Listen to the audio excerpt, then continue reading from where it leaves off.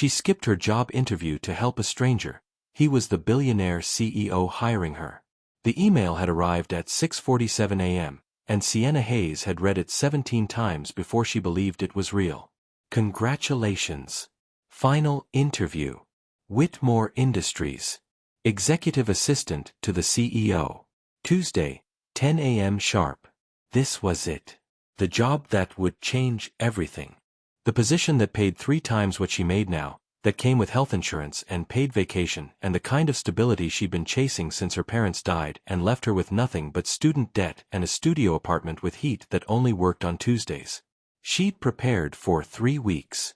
Researched every article about Whitmore Industries, memorized the company's mission statement, bought a blazer from Goodwill that almost looked expensive. She'd set 4 alarms, laid out her clothes the night before, planned her route down to the minute. 10 a.m. She couldn't be late. Wouldn't be late. But at 9:23 a.m., standing on the corner of 5th and Marshall in downtown Richmond, Sienna watched a man collapse on the sidewalk, and everything she'd planned shattered like glass. The man was older, maybe 60, dressed in clothes too thin for November's bite. White guy, weathered face, gray stubble, trembling violently as pedestrians streamed past him like water around a stone. And no one, stopped. Sienna checked her phone. 9:24. The interview was 17 blocks away. She had 36 minutes. The man convulsed, a terrible sound tearing from his throat.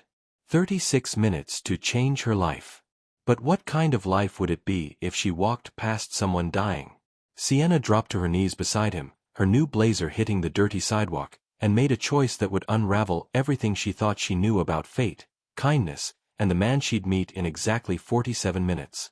Before we dive into this powerful story of sacrifice, destiny, and unexpected love, if you believe that one act of kindness can change your entire life, hit that like button, subscribe to this channel, and drop a comment below telling me, would you risk everything to help a stranger?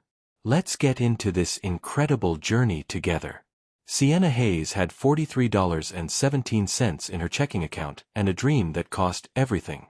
28 years old, orphaned at 19, working 3 part-time jobs that barely covered rent in Richmond's cheapest neighborhood. Barista mornings, retail afternoons, freelance graphic design whenever she could steal hours from sleep. Her fingers were perpetually stained with espresso and ink, her body running on instant ramen and sheer determination. But she had a plan. Had always had a plan. Get the corporate job. The stable one. The kind with a 401k and dental insurance and a salary that didn't require calculating which bills to pay first. Build savings. Build security. Build the life her parents would have wanted for her before the drunk driver took them both on a rainy Tuesday. Whitmore Industries was that plan, crystallized. Fortune 500 company, glass tower downtown, reputation for promoting from within. The executive assistant position was her foot in the door, her shot at something real. She'd applied 4 months ago, made it through 2 phone screenings and 1 panel interview. And yesterday, they'd sent the golden ticket. Final interview with the CEO's office, pending background check and approval. This was happening. Finally happening. Sienna had woken at 5 a.m., showered twice, applied makeup with the tutorial videos she'd saved, practiced her handshake in the mirror. She'd left her apartment at 8:30, catching the bus downtown, arriving with time to spare for coffee and a final mental rehearsal. Then she'd seen him fall. Now, kneeling on cold concrete while her interview clock ticked down, Sienna pressed 2 fingers to the man's neck. Pulse. Thready. Irregular. His skin was ice cold, lips tinged blue. Hypothermia. Maybe. Or a heart attack.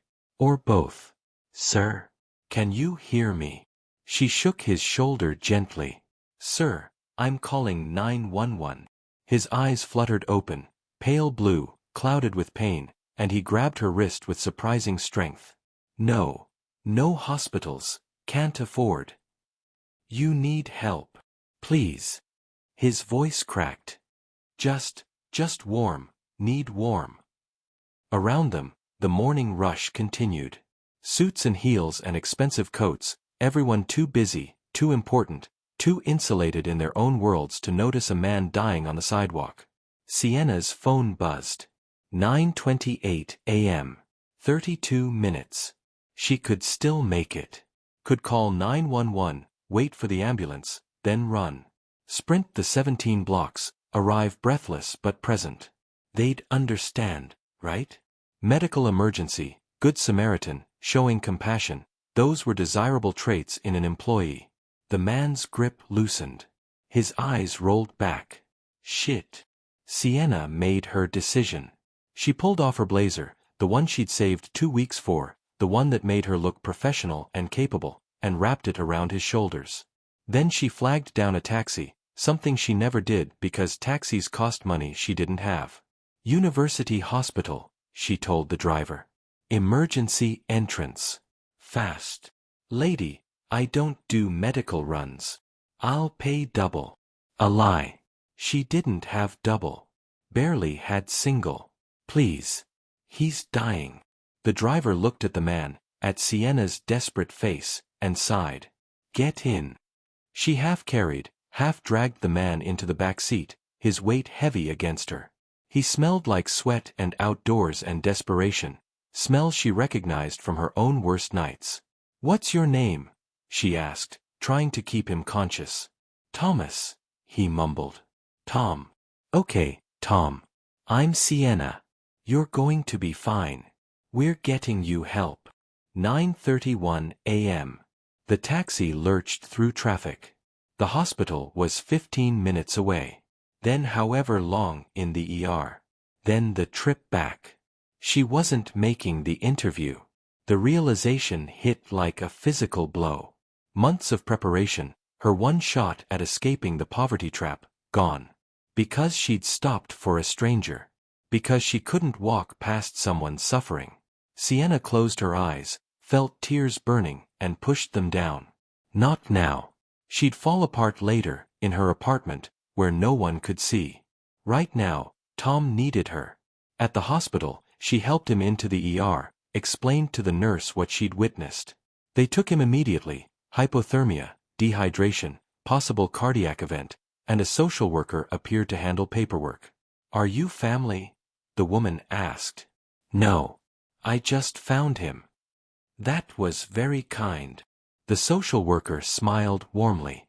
Most people wouldn't stop. Most people have jobs they can't afford to lose, Sienna thought bitterly. But she said, I hope he'll be okay. We'll take good care of him. The woman hesitated. Can we get your contact information? For our records. Sienna provided it mechanically, then checked her phone. 10:03 a.m. She'd missed it. The interview had started without her.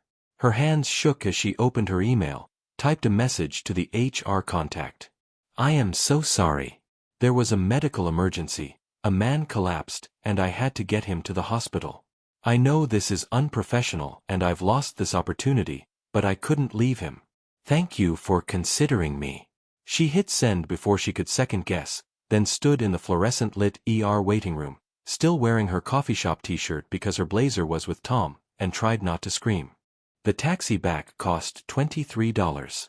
With tip, $27. Sienna watched her account balance drop to $16.17 and felt something inside her crack.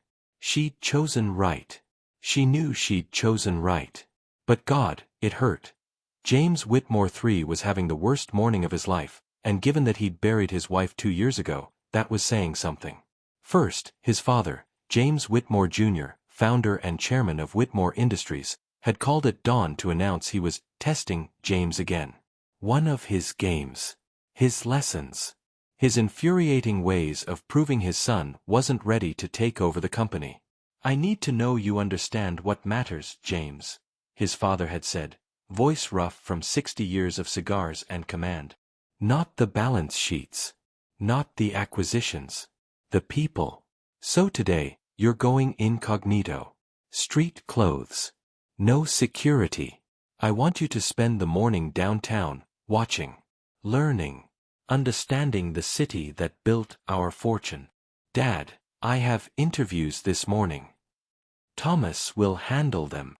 Thomas, his father's longtime assistant and friend, who'd been with the company for 30 years, who'd helped James tie his first tie, taught him to read financial reports, attended his wedding when his own father was too busy closing deals. Thomas has been struggling lately, James had argued. Health issues. He shouldn't. Thomas volunteered. He'll conduct preliminary interviews. You'll review candidates this afternoon.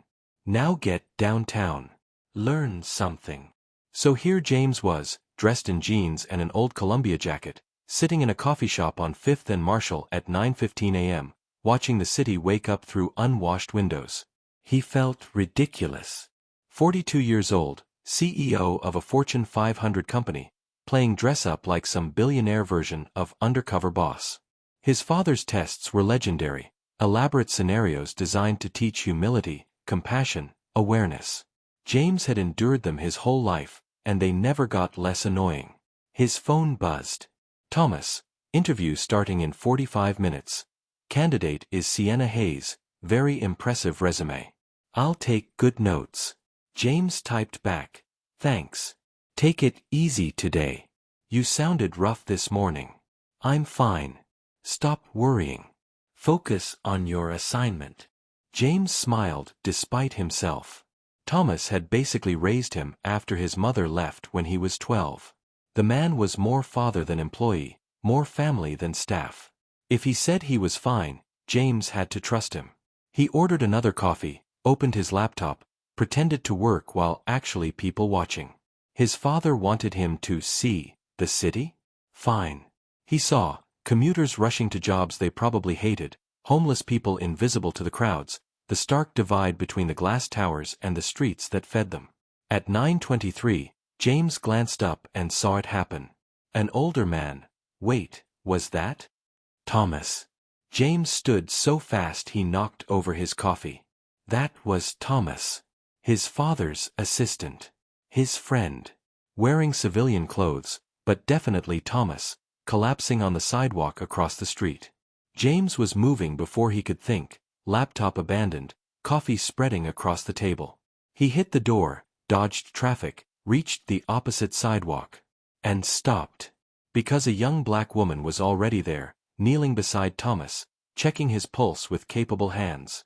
She wore a coffee shop t-shirt and cheap slacks, her hair pulled back in a neat bun, and she looked terrified but determined. Sir, can you hear me? She shook Thomas's shoulder. Sir, I'm calling 911. Thomas grabbed her wrist. No. No hospitals. Can't afford. James's heart clenched. His father's doing. This whole thing was staged, Thomas playing homeless, testing whether James would intervene, whether he'd recognize his own colleague in disguise. But the woman didn't know that. To her, this was real. A stranger dying while the world walked past. James started forward, ready to reveal the ruse, when the woman did something that stopped him cold. She took off her blazer, good quality, probably the nicest thing she owned, and wrapped it around Thomas. Then she flagged down a taxi, arguing with the driver, promising money she probably didn't have. She was taking him to the hospital. Missing whatever she'd been rushing to, James had seen her checking her phone, seen the panic in her eyes, because she couldn't leave a stranger suffering. James pulled out his phone, texted his father, I see what you did. Thomas is fine, right? The response was immediate. Thomas is testing you too. Don't interfere. Watch. Learn. The taxi pulled away, the woman and Thomas inside. James stood on the sidewalk, surrounded by people who'd walked past without seeing, and understood. His father wasn't testing whether James would help Thomas. That was too easy, too obvious. He was testing whether James would recognize her. The woman who'd sacrificed something important. You didn't dress that carefully and check your phone that anxiously unless you had somewhere crucial to be, to save someone she didn't know. James checked the time. 9:35. The interviews started at 10. He ran back to the coffee shop, grabbed his laptop, and texted his father. Where did that woman have to be? Check your interview schedule. James pulled up the files. 3 candidates today. He scanned them, and his stomach dropped. Sienna Hayes. 28. Executive assistant position. Final interview, 10 a.m. The woman in the taxi, who just missed her interview to save Thomas. Another text from his father, she doesn't know Thomas is my employee. Doesn't know this was a test. To her, she just lost everything to help a stranger. Now the question is, what kind of man are you, James? The kind who respects that sacrifice? Or the kind who lets it go unnoticed? James stared at his phone, then at the street where Sienna Hayes had knelt in the cold to save a dying man. And he started running toward Whitmore Industries, toward the interview he was about to crash, toward the woman who'd just taught him more about character in 5 minutes than his MBA ever had. Here's something to think about. Would you sacrifice your dream opportunity to help someone you didn't know? Have you ever had to choose between your own future and doing what's right? Share your thoughts in the comments below. Sienna sat on the bus back to her apartment, staring at her phone, waiting for the rejection email that would confirm what she already knew. She'd blown it. The opportunity of a lifetime, gone because she couldn't walk past a dying man. Her phone buzzed. Unknown number. Hello. Ms. Hayes. A woman's voice, professional, kind. This is Patricia Chen from Whitmore Industries, HR. I received your email about the emergency this morning. Here it comes. The polite dismissal. We appreciate your honesty, but we've moved forward with other candidates. I understand, Sienna said, her voice steadier than she felt. I'm so sorry. I know I missed my chance. Actually, that's why I'm calling. Patricia paused. Mr. Whitmore, the CEO, would like to reschedule your interview. Today, if possible. Are you available at 2 p.m.? Sienna's heart stopped. What? He was very impressed by your email. Said anyone who'd prioritize a medical emergency over a job interview is exactly the kind of person Whitmore Industries needs. Patricia's voice warmed. Between you and me, I've worked here 12 years, and I've never seen him personally request a reschedule. You must have made quite an impression. I haven't even met him. Well, you will. 2 p.m., 10th floor. Don't be late. A smile in her voice. And Ms. Hayes? Bring that same heart you showed this morning. The line went dead. Sienna stared at her phone, certain she'd hallucinated the entire conversation. CEO. Personal reschedule. Impressed by her email. She checked the time. 11:47 a.m. 2 hours and 13 minutes to get home, shower, find something professional to wear that wasn't her coffee-stained blazer still at the hospital, and get back downtown. For the first time that day, Sienna smiled. At 1:53 p.m., Sienna stepped off the elevator onto the 10th floor of Whitmore Industries. The lobby was all glass and steel and modern art that probably cost more than her annual income. The receptionist, a polished woman in her 50s with kind eyes, smiled when Sienna approached. You must be Ms. Hayes. Mr. Whitmore is expecting you. Can I get you water? Coffee. Water would be great. Thank you. The receptionist handed her a bottle from a mini fridge hidden in the desk. Real glass bottle, not plastic. Even the water here was expensive. He's just finishing a call. Should be just a moment. The woman leaned forward conspiratorially. Don't be nervous. He's tough, but fair. And apparently, he's already a fan. Before Sienna could process that, the massive doors to the corner office opened, and a man emerged. Sienna's breath caught. He was not what she'd expected. Tall, maybe 6'2", with dark hair silvering at the temples and sharp blue eyes that seemed to see everything. He wore a charcoal suit that fit like it had been made for him, because of course it had, but his tie was loosened, sleeves rolled to his elbows, like he'd been working too hard to care about perfect presentation. He looked exhausted. And somehow, devastatingly handsome in that exhaustion. Ms. Hayes. His voice was deep, textured, surprisingly warm. I'm James Whitmore. Thank you for coming on such short notice. He extended his hand. Sienna shook it, hyper-aware of how her Target blouse and second-hand slacks compared to his tailored perfection. Thank you for giving me another chance, she managed. You earned it. He gestured to his office. Please, come in. The office was stunning, floor-to-ceiling windows overlooking Richmond, bookshelves lined with everything from business texts to classic literature, a desk that looked like it cost more than her car. But what caught Sienna's attention was the photo on his desk. James, younger, with his arm around a beautiful woman with laugh lines around her eyes. He caught her looking. My late wife, Catherine. She passed 2 years ago. I'm so sorry. Thank you. He settled into the chair across from her, not behind his desk, she noticed, but in the sitting area, closing the distance. Tell me about this morning. Sienna's stomach tightened. Sir, James. Please. He smiled slightly. And I'm not asking you to defend yourself. I'm genuinely curious. You had what I'm guessing was a very important interview, and you stopped to help a stranger. Walk me through that decision. She took a breath. Honesty. That's all she had. I didn't really decide, she admitted. I just couldn't not help. My parents died in a car accident 9 years ago. They were hit by a drunk driver, and witnesses said people drove past for almost 10 minutes before someone stopped to call 911. By then, it was too late. Her voice thickened. So when I saw Tom collapse, and everyone just kept walking, I thought about my parents. About how different things might have been if someone had stopped sooner.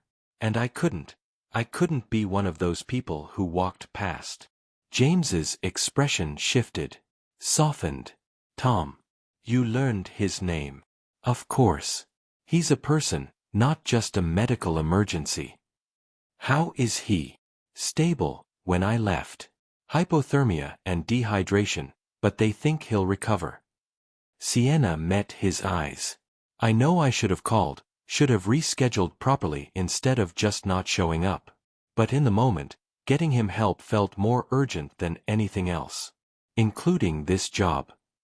Even though you need this job. It wasn't a question. Somehow, he knew. Yes, she said quietly.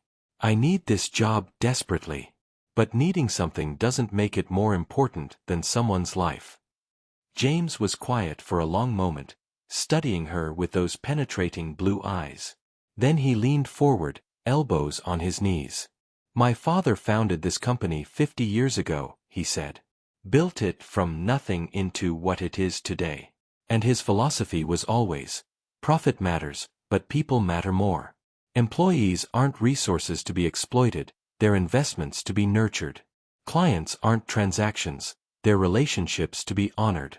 It's a philosophy that's fallen out of fashion in modern business, but it's the reason we've survived when other companies failed. He stood, walked to the window, hands in his pockets. I inherited the CEO position 2 years ago, after Catherine died, and I realized life was too short to keep waiting for someday. But inheriting a title doesn't mean inheriting wisdom. My father still tests me. Still challenges me to prove I understand what he built. He turned back to her. This morning was one of those tests. Sienna's pulse quickened. I don't understand. Tom, the man you helped, is Thomas Fletcher. He's been my father's executive assistant for 30 years. He's family, more than employee. And this morning, he volunteered to help my father teach me a lesson about character. The room tilted. That was staged? The collapse was staged. Your response wasn't. James crossed back to her, and there was something fierce in his expression now. You didn't know who he was. Didn't know you were being watched.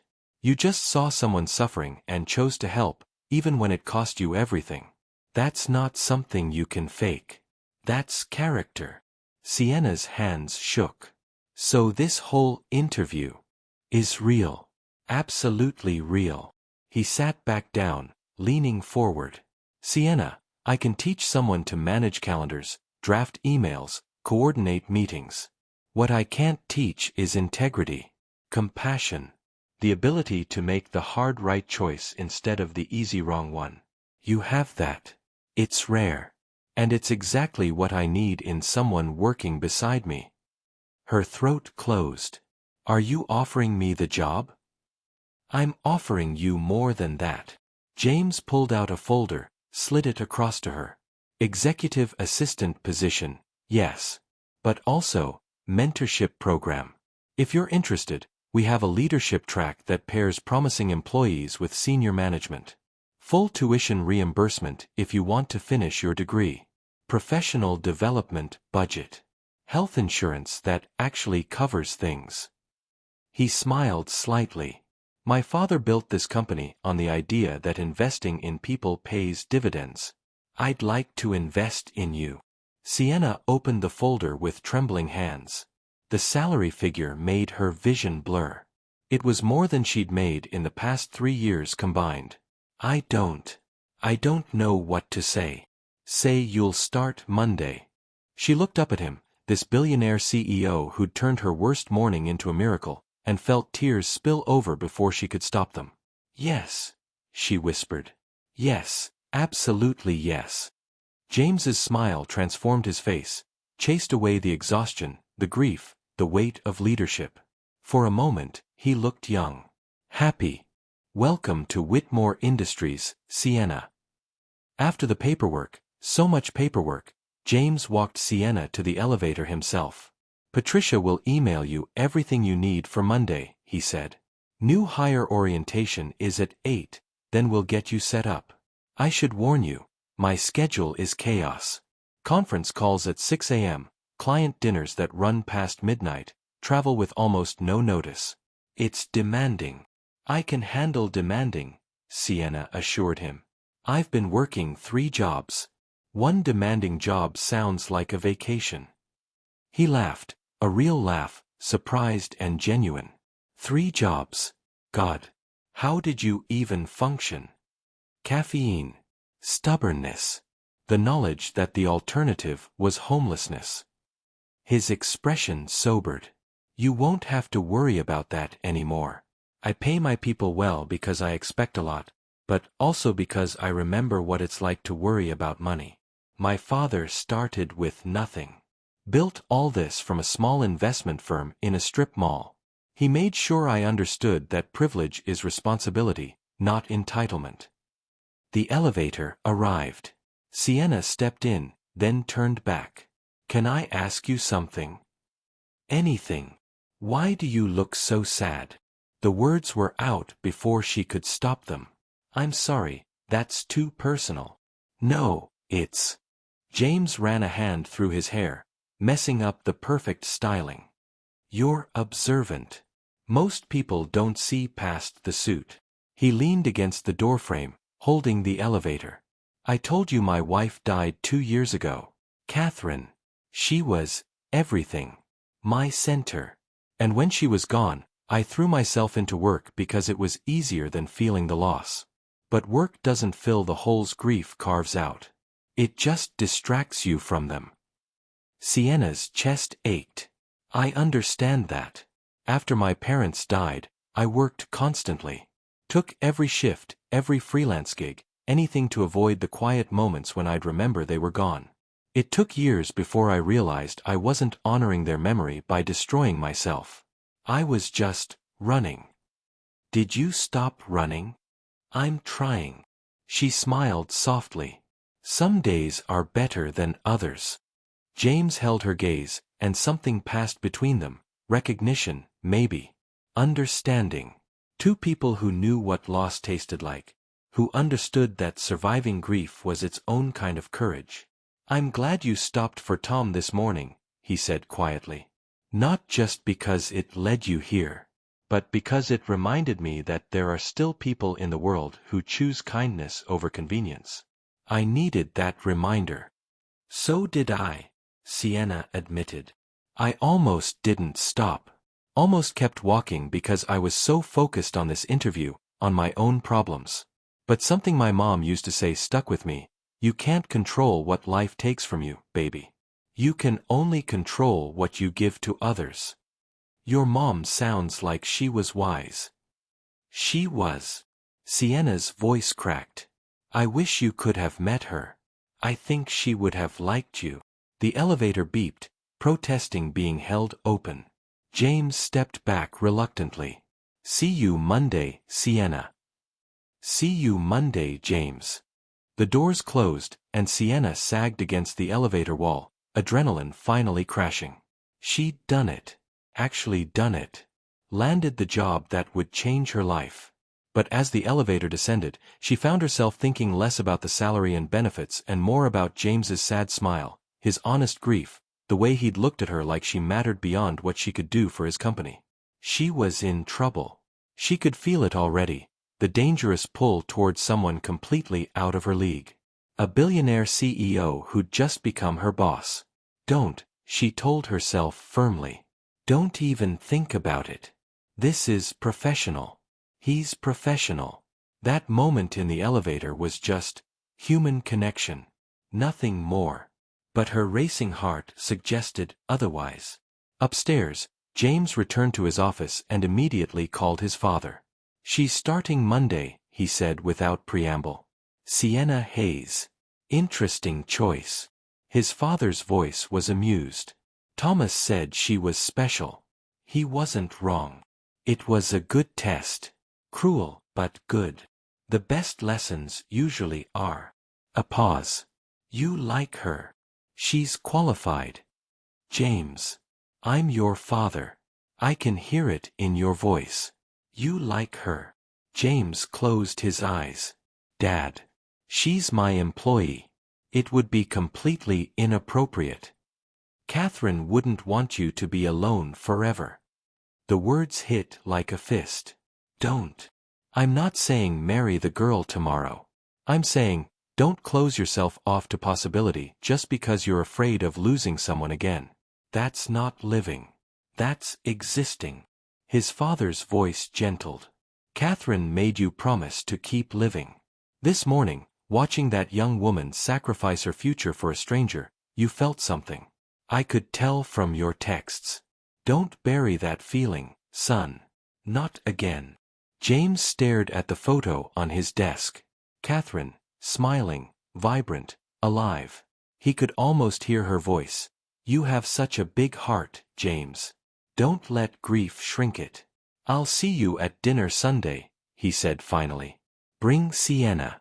I'd like to meet her properly." "Dad. As your employee. My future daughter-in-law can wait." His father chuckled and hung up. James set down the phone and walked to the window, looking out at Richmond's skyline, at the streets where Sienna had knelt to save a stranger, where she'd chosen character over career. He was in trouble. He could feel it already, the dangerous pull towards someone he had no right to want. An employee. Someone who trusted him to be professional, ethical, appropriate. "Don't," he told himself firmly. "Don't even think about it. This is professional. She's professional." That moment in the elevator was just human connection. Nothing more. But his racing heart suggested otherwise. Question for you.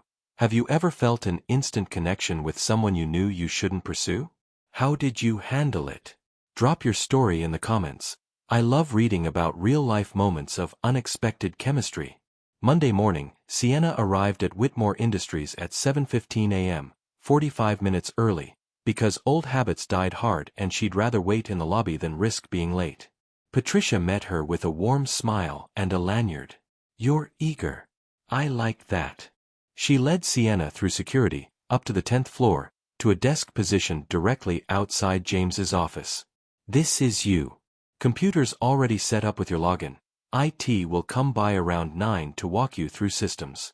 James usually arrives around 7:30, leaves around 7 p.m., sometimes later. Coffee's in the break room, but fair warning, he's particular about his coffee.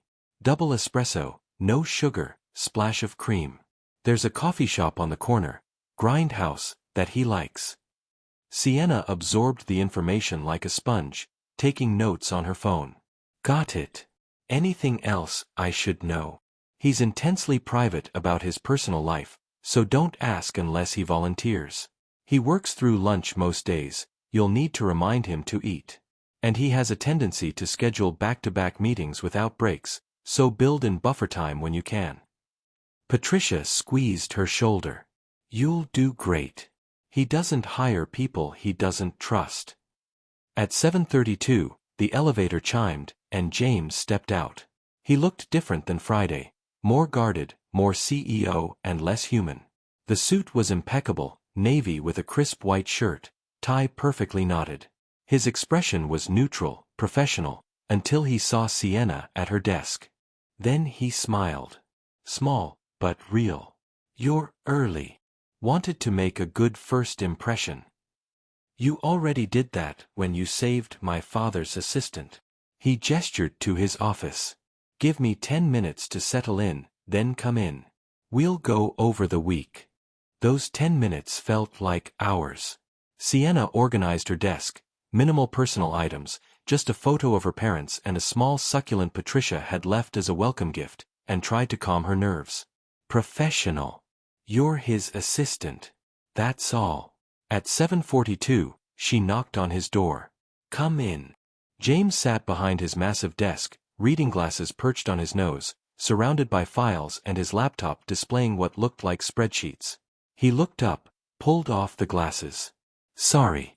Quarter-end financials. Riveting stuff." He stood, moved to the sitting area again. Same as Friday, closing the distance, making her feel less like a subordinate. "How are you feeling?" "Overwhelmed yet." "Getting there," Sienna admitted, sitting across from him. "But good overwhelmed." "Excited overwhelmed." "Good." He pulled out a tablet, swiped through screens. "This week is relatively light. Conference calls Monday and Wednesday with our West Coast offices. Lunch meeting Tuesday with a potential client. I'll need you there to take notes. Thursday we have the quarterly board meeting, which will be your trial by fire. Friday's open for now, but that'll probably change." Sienna typed everything into her phone's calendar. The Tuesday lunch, what should I know about the client? Harrison Tech. They're developing AI software for healthcare diagnostics. Small company, big potential. The CEO, Miranda Harrison, is brilliant but skeptical of corporate partnerships. We'll need to convince her we're invested in her vision, not just her profit margins. He met Sienna's eyes. "I'll handle the pitch. You handle reading the room. If you sense she's uncomfortable or skeptical, signal me. We'll adjust." "What kind of signal?" "Whatever feels natural. You're good at reading people. I saw that Friday. Trust your instincts." The confidence in his voice steadied her. "Okay. I can do that." They spent the next hour going over systems, passwords, protocols. James was patient, thorough, stopping frequently to make sure she understood. He wasn't condescending or rushed, just genuinely invested in her success. At 9:15, his phone buzzed. He glanced at it, frowned. "My father. He wants to meet you." Sienna's stomach dropped. "Now. If you're comfortable." "He's downstairs in the cafe. Apparently couldn't wait until Sunday dinner." James's expression was apologetic. "You can say no. I know he's intimidating." "Is he?" "Terrifying. But fair." James stood, offered his hand to help her up. "Come on. Let's get this over with." James Whitmore Jr. was 73 years old, built like a boxer, and had eyes that could dissect your soul in 30 seconds. He sat in the corner booth of the building's cafe, drinking black coffee and reading the Financial Times, and when Sienna approached with James, he set down the paper and smiled. It was a kind smile. Warm. The kind that crinkled his whole face. "So you're the young woman who saved Thomas." He stood, old school manners, and shook her hand. His grip was firm, calloused. Working man's hands, despite the expensive watch. "James Whitmore. Everyone calls me Jim." "Sienna Hayes. Everyone calls me Sienna." She smiled nervously. "And I didn't really save him. Just got him to people who could. You stopped when hundreds of others walked past. That's saving, in my book." He gestured to the booth. "Sit. Both of you. Coffee." "I should get back to work," James started. "You're the CEO. You can spare 20 minutes. Jim waved at the barista, who immediately brought over 2 more cups. Besides, I want to get to know the woman who restored my son's faith in humanity. Sienna shot James a look. He mouthed, "Sorry. Thomas speaks very highly of you," Jim continued, focusing on Sienna with those penetrating eyes. "Said you treated him with dignity even when you thought he was homeless. Asked his name. Held his hand in the taxi. Small kindnesses matter, Ms. Hayes. They reveal character." "He seemed scared," Sienna said simply. "Nobody should be scared and alone." Jim's smile widened. "You've had your own share of struggles. James mentioned you lost your parents young." "Dad." James's voice held a warning. "It's okay." Sienna met Jim's gaze steadily. "Yes. Car accident, 9 years ago. I was 19, about to start college. Instead I started working, trying to survive. It's been hard. But it taught me resilience. And empathy. I wouldn't wish that pain on anyone, but I also wouldn't trade who it made me." Jim nodded slowly. Catherine, James's late wife, used to say something similar. That suffering either breaks you or builds you, and the choice is yours. He glanced at his son. "She chose to be built. Sounds like you did too." The mention of Catherine made James's jaw tighten. Sienna saw it, saw the flash of grief he tried to hide, and her heart ached for him. "She sounds like she was an incredible person," Sienna said softly. "She was." Jim's voice gentled. "Kept my boy human when the money and power threatened to harden him. Since she's been gone, he's been." He trailed off, looked at James. "Lost. Working himself to death because it's easier than feeling. But this morning, when he told me about hiring you, he sounded different. Lighter." "Dad. Please." James stood abruptly. "This isn't appropriate. Sit down, son. I'm an old man. I'm allowed to be inappropriate." Jim turned back to Sienna.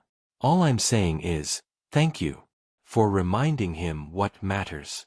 And welcome to the family. We're dysfunctional, demanding, and occasionally infuriating, but we're loyal." "Family," Sienna repeated. "Everyone who works for Whitmore is family. That's the deal. We take care of our own." Jim stood, dropped cash on the table for the coffee. "Now I'll let you two get back to work. James, dinner Sunday. Bring Sienna. I want her to meet Thomas properly." He left before either of them could protest. Sienna stared after him. "Is he always like that? Meddling?" "Yes." "Opinionated?" "Always.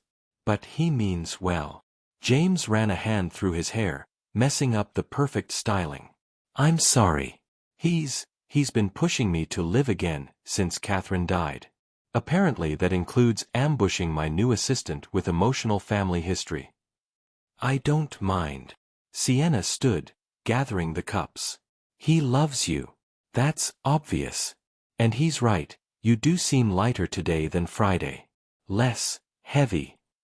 James met her eyes, and something crackled in the air between them. "You make things lighter," he said quietly. "I don't know why, but you do." Sienna's breath caught. This was dangerous territory. Boss. Employee. Boundaries. "We should get back," she managed. "Right. Yes. Work." James stepped back, putting physical distance between them, and Sienna felt the loss of his proximity like cold water. They rode the elevator in silence, both hyper-aware of the other, both pretending they weren't. Tuesday's lunch with Miranda Harrison went perfectly.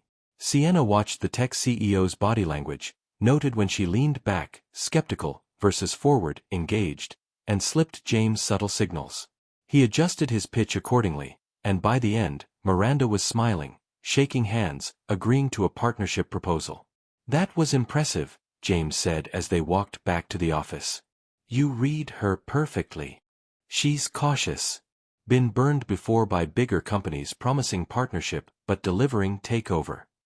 Sienna glanced at him. You genuinely care about her vision, though. That came through. It's why she said yes. I do care. Whitmore isn't about acquisition for acquisition's sake. We want to elevate innovators, not exploit them.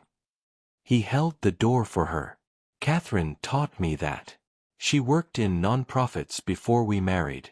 Always said business could be a force for good if you let it. You talk about her a lot, Sienna observed gently. Is that okay? Of course. She was important to you. Still is. They reached the elevators.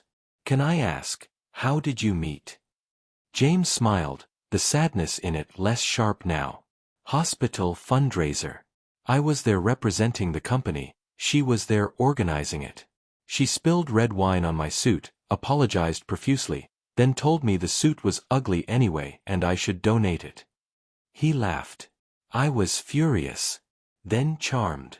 Then completely in love by the end of the night. She sounds fierce. She was. Didn't take any of my billionaire nonsense. Called me out when I was being entitled, celebrated me when I earned it. She made me better. His voice dropped.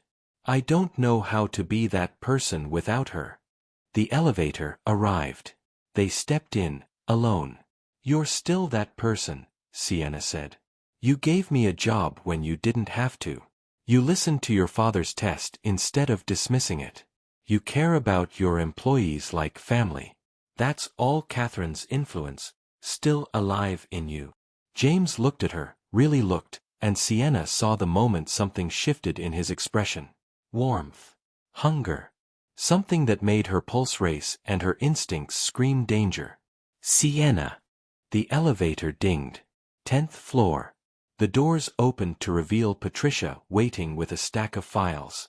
James, sorry to interrupt, but the Seattle office called. They need you on a conference call in 5 minutes. Crisis with the Henderson account. The moment shattered. James stepped back, professional mask sliding into place. Right. Thank you, Patricia. He glanced at Sienna. I'll be in calls for the next few hours. Hold my other appointments. Of course. He disappeared into his office, and Patricia handed Sienna the files with a knowing look. Word of advice? Working closely with someone you're attracted to is complicated. But working for the Whitmores means navigating complications daily. Just be careful. For both your sakes. We're not, Sienna stammered. Honey, I've worked here 12 years. I've seen how James looks at exactly 2 women, Catherine and you. That's special. But it's also messy. Patricia squeezed her arm. Just keep your eyes open, okay? She left Sienna standing in the hallway, files clutched to her chest, heart pounding. Wednesday and Thursday blurred together. Conference calls, the board meeting, which was exactly as intense as promised. Late nights when James insisted on ordering dinner for both of them while they worked. They fell into a rhythm. Sienna anticipated his needs before he voiced them. James trusted her judgment, asked her opinion, treated her like a partner rather than a subordinate. They laughed over terrible takeout, debated business ethics, shared stories about their pasts. And every day, the professional line they'd drawn grew fuzzier. Thursday night, after the board finally left at 9 p.m., James collapsed into his chair and groaned. I hate quarterly meetings. You did great. Sienna gathered the leftover pastries. Your presentation on the Community Investment Initiative was inspiring. Even the skeptical board members were nodding. That was Catherine's baby. She started the initiative 5 years ago, using company profits to fund local small businesses, particularly minority-owned enterprises. The board tolerates it because it's good PR, but they don't really believe in it. He rubbed his temples. Sometimes I wonder if I'm doing enough. If she'd be proud of how I'm running things. Sienna set down the pastries, moved closer. James. You've donated millions to community programs. You pay above market wages. You're literally investing in people's dreams. Catherine would be incredibly proud.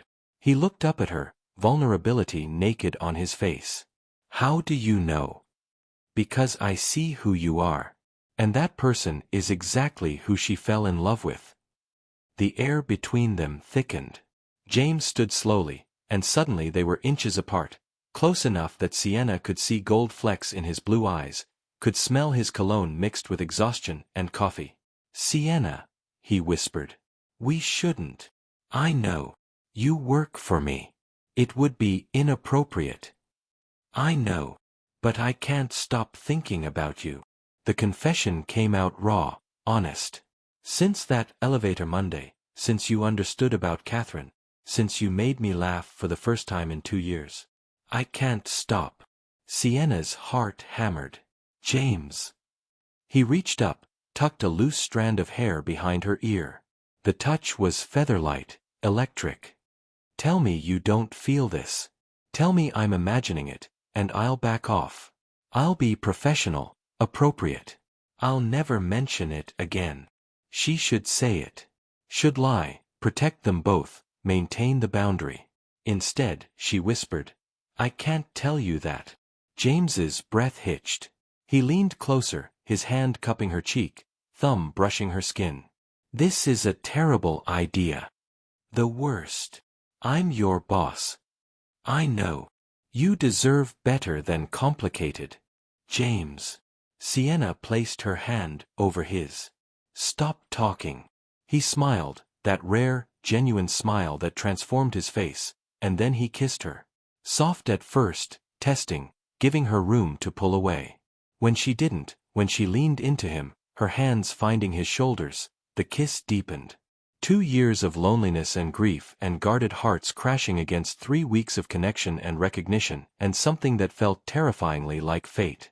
When they finally broke apart, both breathless, James pressed his forehead to hers. What are we doing? He whispered. Something stupid, Sienna admitted. Something that could cost me my job, cost you your reputation. I don't care about my reputation. You should. Sienna. He pulled back just enough to meet her eyes. I've spent 2 years not caring about anything. And then you walked into my life, literally sacrificed your future to help a stranger, and woke me up. I'm not going back to sleep. Not for propriety, not for optics, not for anything. Your father will have opinions. My father told me to bring you to Sunday dinner. He's already planning the wedding. Sienna laughed, the sound breaking the tension. We kissed once. Let's maybe slow down on the wedding talk. Too fast. A bit. She stepped back, needing distance to think. James, I want this. Want you. But I also need this job. Need the stability, the future it represents. If this, us, goes wrong, I lose everything. Again. The words landed like stones. James's expression shifted, the warmth replaced by understanding and regret. You're right. God, you're right. I'm being selfish. No. You're being human. We both are. Sienna took a shaky breath. But we need to be smart. If we do this, and I'm not saying we should, we need rules. Boundaries. Ways to protect both of us. James nodded slowly. Okay. What do you need? Time. To figure out if this is real or just proximity and loneliness and 2 broken people finding comfort. She met his eyes. And honesty. If this is just physical, if you're not ready for something real, tell me now. Because I can't be someone's rebound, James. I've been through too much to settle for that. You're not a rebound. His voice was fierce. Sienna, I don't know what this is yet. It's too new, too fast. But I know it's not casual. Not for me. You matter. How much, I'm still figuring out. But you matter. Then let's figure it out. Together. Slowly. Slowly, he agreed. Starting with Sunday dinner. Meet my father officially, meet Thomas. See if you still like me when you see where I came from. Deal. Sienna gathered her things, needing to leave before she did something stupid like kiss him again. I should go. It's late. Let me call you a car. James. I can take the bus. I know you can. But I'd feel better if... He stopped, smiled ruefully. I'm being overprotective. A little. But it's sweet. She touched his cheek briefly. Good night, James. Good night, Sienna. She made it to the elevator before her knees went weak. Made it to the lobby before she let herself process what had just happened. She'd kissed her boss. Her billionaire CEO boss. And instead of regretting it, instead of panicking, she felt alive. For the first time since her parents died, genuinely, terrifyingly alive. Real talk. Have you ever fallen for someone you knew was complicated? Someone who could change your life for better or worse? What did you do? I want to hear your stories in the comments. Sunday arrived with autumn rain and Sienna's nerves stretched taut as wire. She changed outfits 4 times, 2 casual, 2 formal, 2 trying too hard, before settling on a burgundy sweater dress and ankle boots. Professional enough for meeting her boss's father, soft enough to feel like herself.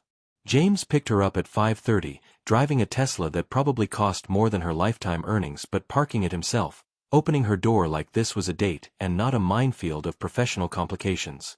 You look beautiful, he said, and the sincerity in his voice made her chest tight. You clean up okay yourself.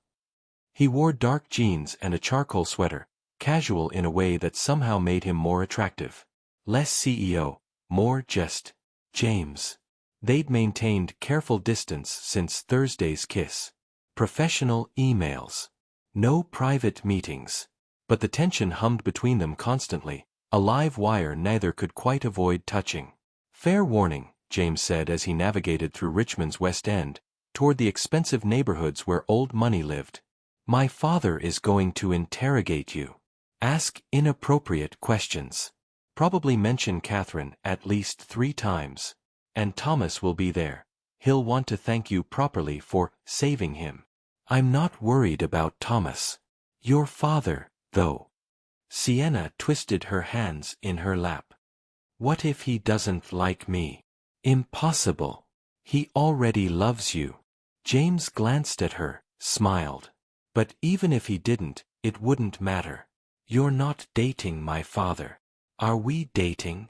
The question escaped before she could stop it. I mean, I know we said slow and professional, but... Yes. James's voice was firm. We're dating. Or we will be, properly, once we figure out how to navigate the work situation. But Sienna, I need you to know, this isn't casual for me. I don't know where it's going, but it's not nothing. Her heart soared and crashed simultaneously. Okay, good. Because it's not nothing for me, either. They pulled up to a house that wasn't a house. It was an estate. Colonial style, brick and white columns, surrounded by manicured gardens and a circular driveway that could fit 10 cars. You grew up here? Sienna breathed. Unfortunately. James killed the engine. It's ostentatious. Catherine hated it. We lived in a townhouse in the city when we were married. Much smaller, much warmer. But Dad loves this place. Says it reminds him how far he climbed. Inside, the house was somehow both grand and welcoming.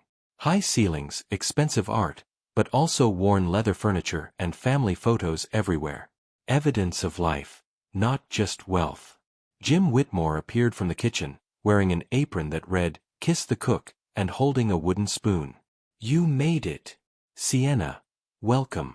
Hope you're hungry. I made enough food for an army. You cooked. James sounded surprised. Thomas is teaching me. Says I need a hobby besides meddling in your life. Jim winked at Sienna. Come on, everyone's in the dining room. Everyone turned out to be Thomas, looking healthy and robust, nothing like the dying man from the sidewalk, and an older black woman with silver locks and kind eyes who Jim introduced as Margaret, my partner. Don't tell anyone I'm dating at 73, it ruins my curmudgeon reputation. Margaret laughed, kissed Sienna's cheek. Ignore him. He's a teddy bear pretending to be a grizzly. And you must be the young woman who saved Thomas. Thank you, sweetheart. This old fool means the world to us. Thomas stood, shook Sienna's hand warmly. Ms. Hayes, I owe you an apology and a debt. The apology for deceiving you, the debt for your kindness. You don't owe me anything, Sienna said. I'm just glad you're okay. She thought I was dying, Thomas told the room, eyes twinkling. Gave me her jacket, spent money she didn't have on a taxi, held my hand the whole way to the hospital. When Jim told me what she'd sacrificed, the interview, her one chance, I wept. We all did, Jim added, ushering everyone to the table. Sit, sit. Let's eat before everything gets cold. Dinner was chaotic and wonderful. Jim had made pot roast with all the fixings, and everyone talked over each other, sharing stories and laughter. Margaret told embarrassing tales about Jim's failed cooking attempts. Thomas shared memories of James as a boy, brilliant but stubborn. And James, relaxed in a way Sienna had never seen, laughed until his eyes crinkled. Halfway through dessert, homemade apple pie, Jim set down his fork and looked at Sienna seriously. So, you and my son. The table went silent. James tensed beside her. Dad. I'm not blind, James. The way you look at each other, the way you've been holding hands under the table for the past hour thinking I wouldn't notice. Jim's expression was unreadable. I need to know your intentions, Ms. Hayes. My intentions? Sienna's voice came out steadier than she felt. Sir, do you want him for his money? His power? Or do you want him? Dad, that's enough. James started to stand. I want him, Sienna said clearly, meeting Jim's eyes. Just him. The man who rescheduled an interview because I chose kindness over ambition. The man who talks about his late wife with love instead of bitterness. The man who works 18-hour days because he believes business can be a force for good. She reached for James's hand, laced their fingers together openly. I don't care about the money. I care about who he is when the suit comes off and the walls come down. That's the man I'm falling for. The silence stretched. Then Jim smiled, wide and genuine and approving. Good answer. He raised his glass. Welcome to the family, Sienna. Officially. James exhaled beside her. You're unbelievable. I'm thorough, Jim corrected. And I like her. She's got spine. Catherine would have liked her too. Margaret nodded. Catherine would have loved her. Remember how she was always pushing you to find someone, James? Said you needed someone who'd challenge you, not worship you. Sienna challenges me constantly, James admitted, squeezing her hand. It's terrifying and wonderful. That's how you know it's real, Thomas said quietly. When someone scares you and steadies you all at once. After dinner, Jim pulled Sienna aside while James helped Thomas clear dishes. I meant what I said earlier. You're good for him. The older man's voice was soft now, stripped of teasing. James has been sleepwalking through life since Catherine died. Working himself to death, avoiding anything that might make him feel. But you woke him up. I see it in his eyes. He's present again. I'm not trying to replace Catherine, Sienna said carefully. No one could. Nor should they try. Jim touched her shoulder. But Catherine made me promise before she died that I'd make sure James didn't give up on love. That I'd push him toward happiness even when he resisted. You're the first woman he's looked at with anything other than polite disinterest since we buried her. That matters. Sir, Jim, I care about him. Deeply. But I'm also his employee. If this goes wrong, then we'll handle it. Together. The Whitmores take care of their own, remember? He smiled. But it won't go wrong. I've been reading people for 50 years, building a business on knowing who to trust. And I trust you. More importantly, my son trusts you. That's everything. The next 2 weeks were a careful dance. At work, Sienna and James were scrupulously professional. She called him Mr. Whitmore in meetings, kept her distance, focused on her job. But after hours, when the office emptied, they'd steal moments. Coffee runs that turned into long walks, late-night work sessions that ended with quiet conversations about dreams and fears and futures. They didn't kiss again, both aware they were standing on the edge of something that could either build them or break them. Then Friday happened. Sienna was at her desk, reviewing James's calendar for the following week, when a woman stepped off the elevator. Tall, blonde, impeccably dressed in a designer suit that screamed old money. She walked past Sienna without a glance and pushed open James's door. "James, darling. We need to talk." Sienna stood. "Excuse me, you can't just." The woman turned, assessed Sienna with cool blue eyes. "And you are his assistant. And he's in a meeting. I'm his late wife's sister. I don't need an appointment." She disappeared into the office, closing the door behind her. Through the glass walls, Sienna watched James stand, surprise and something like dread crossing his face. The woman, Catherine's sister, spoke animatedly, gesturing, clearly upset. James's expression grew more shuttered with each word. Patricia appeared at Sienna's elbow. "That's Victoria Ashford, Catherine's older sister. She and James had a complicated relationship after Catherine died. Victoria thought James moved on too quickly, dated too soon." There were words. "How soon is too soon?" Sienna asked, though she wasn't sure she wanted the answer. "He had one date, 6 months after the funeral. Set up by well-meaning friends. It didn't go anywhere, but Victoria found out and accused him of disrespecting Catherine's memory." Patricia's voice was sympathetic. "She's grieving too, in her own way. But she's also controlling. Thinks she has a say in how James lives his life." The meeting stretched on. 20 minutes. 30. Victoria's voice rose enough that fragments carried through the glass. "Disgrace. So soon. She'd be ashamed." Finally, James opened the door, his face a mask Sienna had never seen. Cold, corporate, empty. Victoria swept past, shot Sienna a venomous look, and left without a word. James stood in his doorway, hands in his pockets. "Sienna, can you come in, please?" She followed him inside. He closed the door, pressed his back against it, and closed his eyes.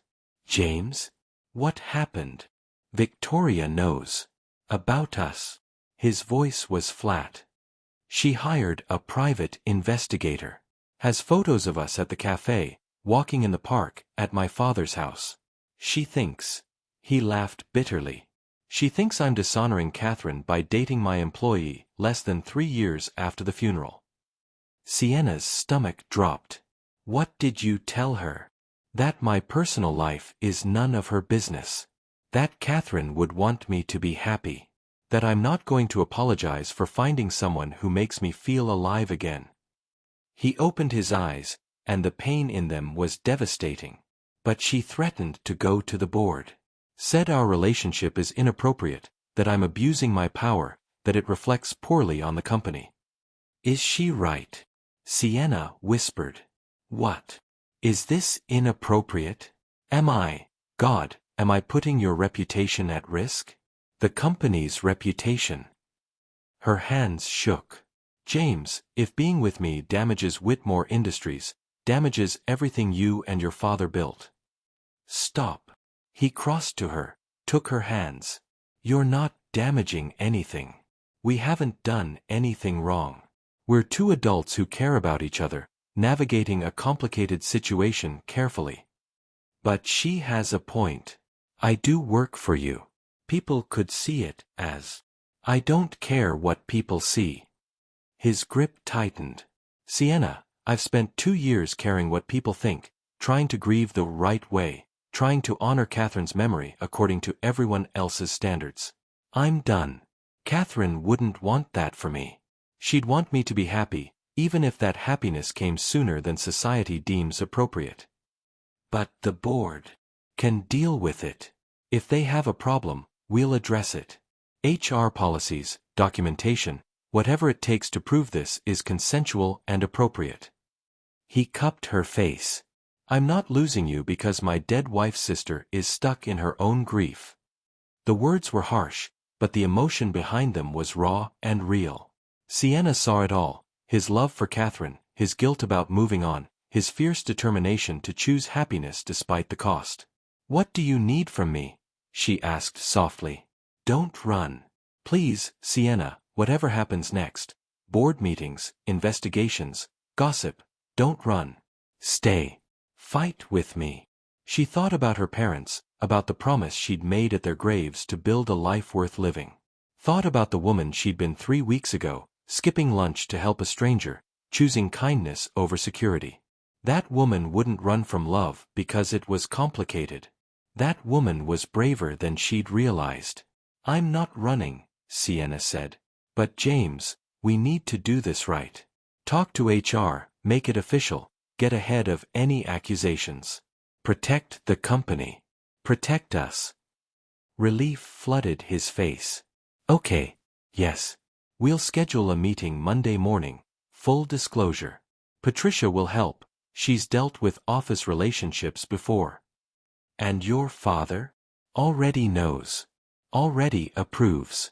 Told me this morning that if I let you go, he'd disown me. James smiled slightly. He's dramatic, but he means well. Sienna laughed through the fear. Your family is a lot. They're yours now too.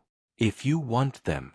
She kissed him then, soft and sure, a promise and a choice. When they broke apart, James pressed his forehead to hers. We're really doing this. We're really doing this, Sienna confirmed. Together. Complications and all. Outside the office, Victoria's accusations would spread. The board would have questions. The company would scrutinize them. But inside this moment, with James's arms around her and truth between them, Sienna felt something she hadn't felt in 9 years. Safe. Seen. Sure. And absolutely, terrifyingly in love. Monday morning came with steel-gray skies and Sienna's stomach in knots. She and James arrived separately, her at 7:30, him at 8, maintaining the appearance of propriety even as they prepared to shatter it. Patricia had scheduled an emergency HR meeting for 9, and Sienna could feel the weight of what was coming pressing against her ribs. Ready? James asked when she entered his office at 8:45. No. But let's do it anyway. The HR director, Elena Martinez, was already waiting in the conference room. Mid-50s, sharp-eyed, with a reputation for being fair but uncompromising. She gestured for them to sit. Mr. Whitmore. Ms. Hayes. Patricia indicated this was urgent. James took the lead, his voice steady. Elena, I need to disclose a personal relationship. Sienna and I have developed romantic feelings for each other. We haven't acted on them inappropriately, but given our professional dynamic, we want to ensure everything is handled properly. Elena made notes, asked questions. How long had this been developing? Had there been any quid pro quo? Any perception of favoritism? James answered each one carefully, honestly. Sienna added details, the timeline, their efforts to maintain boundaries, their willingness to accept whatever accommodations the company required. I appreciate your transparency, Elena said finally. This is complicated, but not unprecedented. I'll need to document everything, interview colleagues to ensure no one feels uncomfortable, and present recommendations to the board. What are our options? Sienna asked. Reassignment, most likely. Ms. Hayes, you'd move to a different department, report to someone else. That eliminates the power dynamic issue. Elena's gaze was kind but firm. It's not punishment. It's protection, for both of you. Sienna nodded. She'd expected this, had already mentally prepared for it. I understand. The board meeting is Friday, James said. Will you have findings by then? I'll do my best. In the meantime, maintain professional distance. No closed-door meetings, no perception of impropriety. Elena stood. For what it's worth, I've seen worse. You two handled this the right way. The week crawled by in a fog of whispers and speculation. Victoria's accusations had leaked, probably intentionally, and suddenly everyone had opinions. Some colleagues were supportive, happy for James. Others were skeptical, eyeing Sienna like she'd slept her way into the job. The scrutiny was suffocating. Thursday evening, Sienna sat in her apartment, staring at her phone. A message from an unknown number. You'll never be enough for him. You're just a rebound. Catherine was irreplaceable.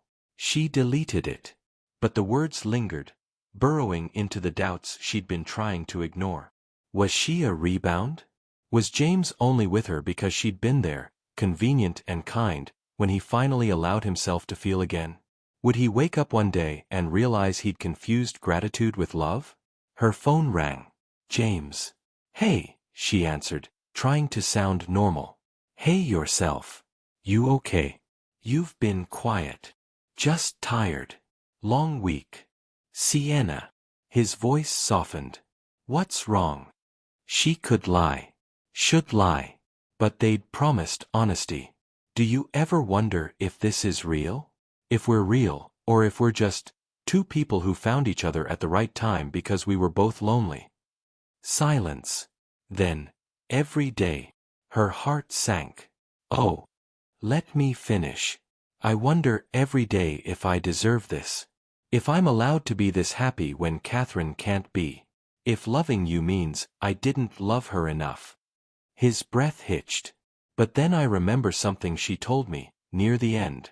She said, James, promise me you won't turn into a martyr. Promise me you'll live, really live, even after I'm gone. Especially after I'm gone. Sienna's eyes burned. I loved Catherine. I'll always love her. But she's gone, and I'm still here, and you, Sienna, you're not a rebound. You're not a replacement. You're the person who reminded me I'm allowed to have a future. His voice broke. So yes, I wonder. But then I see you, and I stop wondering. Because this, us, feels like the first true thing I've chosen in 3 years. I'm scared, she whispered. Me too. But I'm more scared of not trying. Okay. Then we keep trying. Together. Together. Friday's board meeting was scheduled for 2 o'clock. Sienna wasn't invited, but James texted updates throughout. 2:15, Elena presented findings. No evidence of misconduct. Recommending reassignment. 2:47, Victoria's attorney raised concerns about optics. Dad shut him down. 3:22, board voting now. The minutes ticked by like hours. Sienna sat at her desk, soon to be someone else's desk, and tried to focus on work. Tried not to imagine James fighting for them, tried not to wonder what she'd do if the board said no. At 3:45, James's door opened. He looked exhausted but lighter somehow, like he'd set down a burden he'd been carrying too long. Walk with me. They took the elevator down, walked to the small park across the street. The autumn air was crisp, leaves crunching underfoot. James didn't speak until they reached a bench beneath a maple tree. The board approved the relationship. With conditions. Sienna's breath caught. What conditions? You'll be reassigned to the marketing department, reporting to Sandra Chen. No direct professional overlap with me. Annual reviews with HR to ensure everything stays appropriate. He took her hand.